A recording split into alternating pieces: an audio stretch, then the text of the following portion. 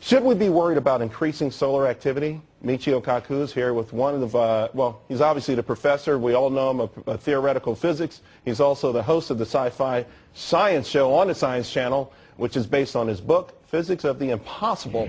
Professor, should we be worried about these flare-ups, or, you know, when talking about this morning, we all kind of agreed it has that Y2K feeling, like it could happen, but if it doesn't, we're going to spend a lot of money for nothing.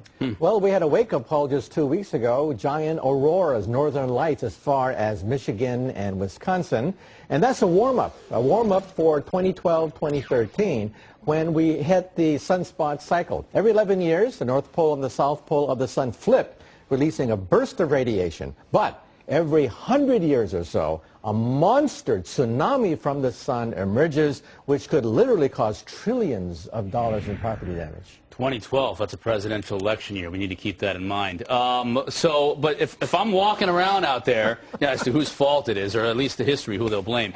So if I'm walking around, if I'm out sunbathing in a Speedo, will I look like Charles after about 5 minutes out there? Color, anyways. Obviously, I'm not going to look like Charles in a Speedo, but you know what I'm saying. I mean, is it going to really affect us like that? That just went from bad to worse. It could paralyze the economy of the planet Earth. But not from a physical perspective. Physical perspective, yeah. 1859, we had a gigantic solar storm which knocked out telegraph wires back then, 150 years ago. Yeah. If that had happened today, it would knock out almost all our satellites, knock out power stations. There would be food riots around the country because refrigeration would stop. Airplanes would probably crash without radar. It would paralyze the planet Earth. $2 trillion in property damage. And again, this is a once-in-a-century, once-in-2-century storm.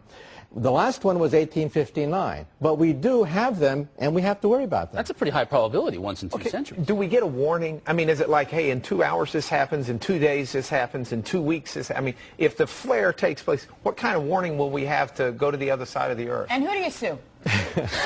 I'll figure that out. I got that one. Mark can tell you that later. I got that covered, okay? This is an act of God. By the way, Michio, you might want to sign a waiver before you leave because Mark has you on his list already.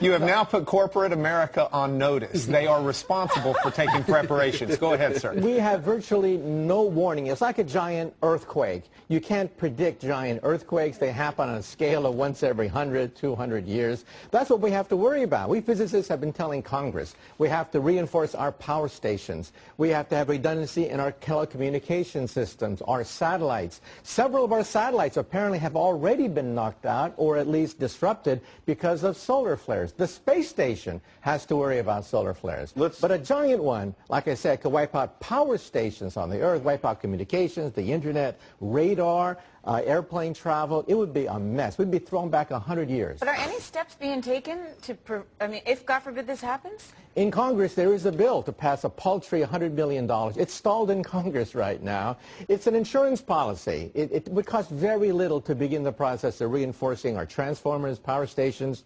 And remember, this does happen even periodically. In 2003 in South Africa, 14 power stations were wiped out because a solar flare hit South Africa. In Canada, the city of Quebec was partially paralyzed, again, about 10, 15 years ago because of a solar flare. These things happen, but the monster one is the one that we physicists are worried about.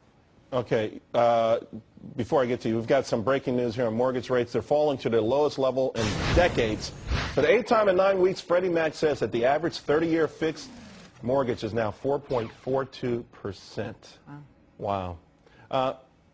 Before we let you go, Professor Kaku, how much would this cost to prevent a guesstimate? Because the president is really enamored with scientists, a lot more than his predecessor. It seems that you can get the message through to the president. And do you think it will? Do you think you can? And how much will it cost us? Well, you know, as part of the stimulus package, this would be chump change to give us $100 million. 100 mil. That's your number. Just to reinforce power stations. Satellites will take more effort. We have to launch satellites that are reinforced to handle these things. Do you have any connections with the White House personally? Not personally, but really? Again, we physicists. I'm really surprised that you haven't been invited there. You're like one of the top science guys in the country. Maybe after the show.